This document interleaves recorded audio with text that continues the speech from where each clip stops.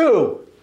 Yeah, well, on this episode of TalkAboutTopeka.com, we're going to talk with the owner of Ghost Tours of Kansas, Cathy Ramirez. This episode is brought to you by the WIBW channels and Field of Greens Garden Bistro in downtown Topeka. It all starts right now.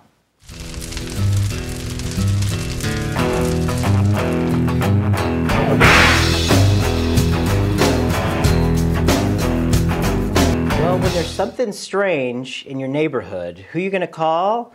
Call this lady. It's Cathy Ramirez. She's with Ghost Tours of Kansas. Cathy, thank you so much for joining me. You're very welcome. Glad to be here. So, Ghost Tours of Kansas, how long have you guys been in business? I'm going on 8 years.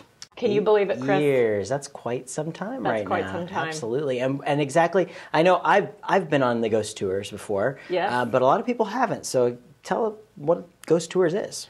Well, basically, you load people up on a bus and you take them around to the haunted locations.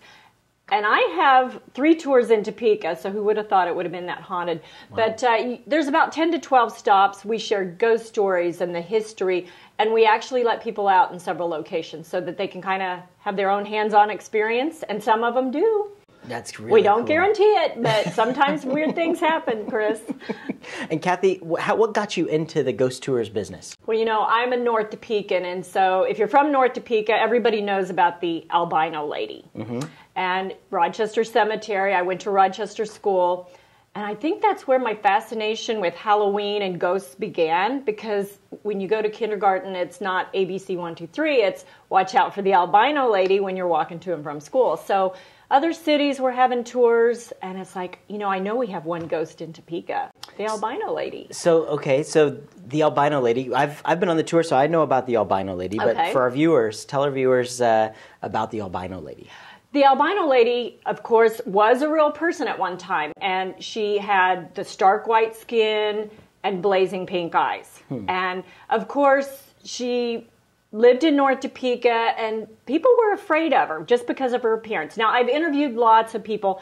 Nicest woman, they said, you know, but her appearance kind of was a little bit creepy and scary. A little bit, yeah. And so then after she died, about 1965, her ghost is roaming the North Topeka area. And not just the cemetery, but, you know, kind of that surrounding area. So you said you had 3 different tours that go around Topeka. What are the areas that those are in? My very first Topeka tour was the downtown Topeka tour. Mm-hmm. And thanks to you, Chris, and business owners like you, Field of Greens and Break Room were on my very first tour. That's right. And we're haunted. Yes, yeah. They're haunted. And of course, you know, I walk through the door and there's Chris standing there, and I'm like, Chris, you got any ghosts in your building? And then he shares stories with me. And so then, okay, why would there be a ghost there? So we do in-depth history, and then we like to go in and investigate. And you've been on a paranormal investigation with us. Yeah, when it was just like you see in the TV shows. It really is. It was kind of really cool. Is. And you know, I'll preface this. I'm one of the biggest skeptics in the world, and I'll be the first to make an excuse for whatever things are, or I really try to look for things. But you know, sometimes things just make your skin crawl. They're a little creepy. And we got some evidence from your location. And you know, when we do Top City Thursday walking tours, I take people into the break room, and there always seems to be this anomaly over by the stage area. So, you know, I encourage people to go in. And how do you see the anomaly? People usually on my tours, walking or the riding tours, I always tell them it's like, bring your cameras, bring your recorders, take photos. You never know what you're going to get. And we've had amazing photos captured during tours. So at the one that's at the break room, how do they continue to see that? Is it so they're seeing something? After they take a picture. And Okay. something shows up in the picture, but they're not seeing it with their own eyes at that moment. And it's a lot of times in the same area? Uh-huh. And sometimes it's there, sometimes it's not? Sometimes, yeah. Ooh. And Connie Cook, Marion Lane Candles, we've had freaky stuff happen down there, and we've investigated there. And there's a ghostly little girl fascinated with Christmas items at Connie's store.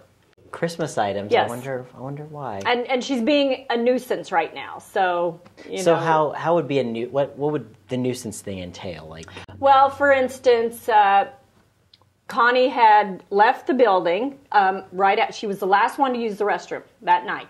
Mm-hmm. First one to open up in the morning. She had put a fresh new roll of toilet paper on the, on the holder.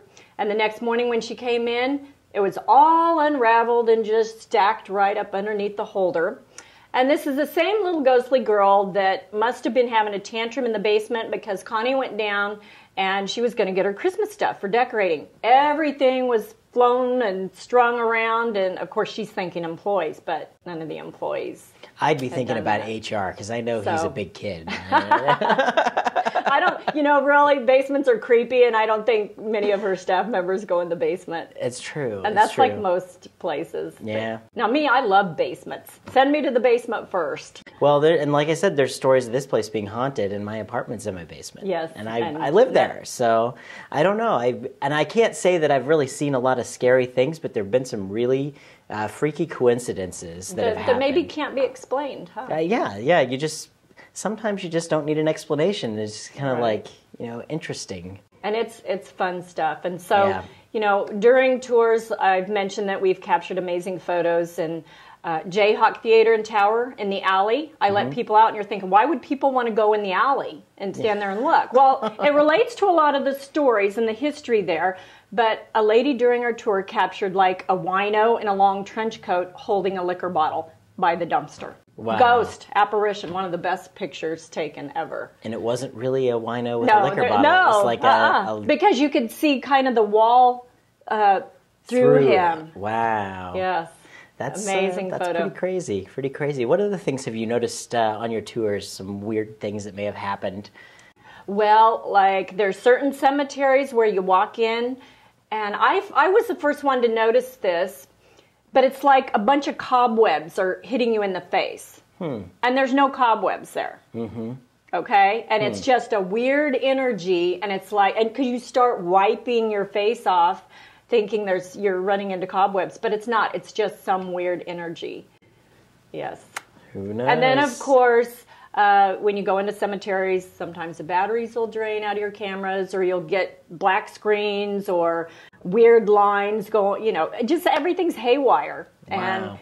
And, supposedly ghosts, spirits need energy, so they'll drain electronic things. And wow, it's freaky stuff. I don't know. And it's fun. And investigations are so much fun. The investigation that we had, or I've seen a couple of them now, because we've done them here in the building, and it's been really interesting. There's been some psychics coming in. We've had, they've set up infrared cameras. Like I said earlier, it was just like the actual things that you see on TV. I mean, they were all in here, and we just sat here, and they were asking questions, and I know they had one of those EMF readers, or what are they, K10 or something well, we like have K2s and EMFs, and of course, there's tons of equipment. Tons of equipment, and new stuff coming out all the time. And a friend of mine from Catch a Ghost, he makes his own equipment.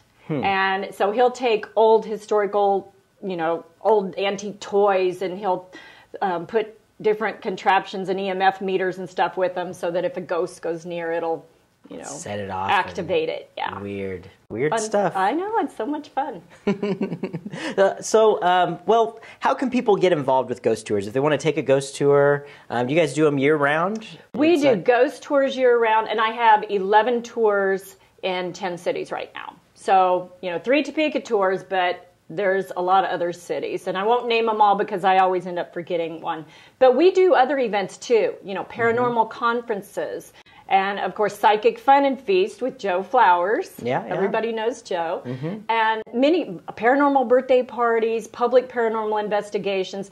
And so you just go to my website, www.ghosttoursofkansas.com, and you can email me. We've got a calendar up there, so you can see what's going on for that month. But all year long, it's fun stuff. It's just a whole lot of fun stuff. It's all taken for entertainment purposes. Right. I mean, that's what you guys are doing. You're telling stories and having a lot of fun doing it, and it really is exciting. I know October is definitely your busy month, season. But there's all kinds of things that you guys do throughout the year that people can check out and get involved with Ghost Tours of Kansas. Yeah, absolutely. Yeah. And we get a lot of wives who drag their husbands on the tours who are non-believers, but by the time we're done with the tour, they've learned so much history, they're just really impressed, and then I end up seeing them on more tours. So very cool. History buffs, take a ghost tour. Absolutely. Well, it's all part of our past here. That's right. So it's very interesting stuff. And Cathy, I thank you so much for coming out, but I can't let you go until we do our lightning round. Okay. Yes, all it's right, the lightning let's see round. how this goes. We're going to put 60 seconds on the clock, and I'm going to ask you these questions. Okay, we'll see how. There we go. Go. What's your favorite kind of food? Hamburgers. All right. What was your favorite TV show when you were a kid? Little House on the Prairie. All right. Who's your favorite celebrity? Ooh, there's so many. Rock star, I like John Bon Jovi. Oh, very good. Let's see. If you were stranded on an island for 6 months and you could bring only 2 things, what would they be? Oh my gosh, roller skates, number 1, and probably food. That's definitely a first food and one. roller skates. The essentials only. All right. What's your favorite tourist attraction in Topeka? Well, probably my ghost tours and investigating. Good call. Yeah. All right.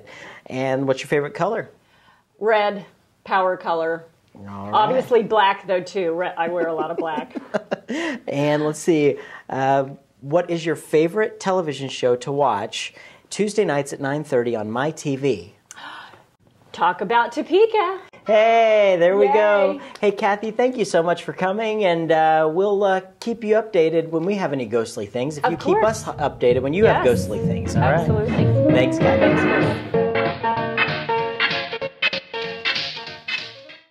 Thanks for tuning into this episode of TalkAboutTopeka.com. I'm Chris Schultz.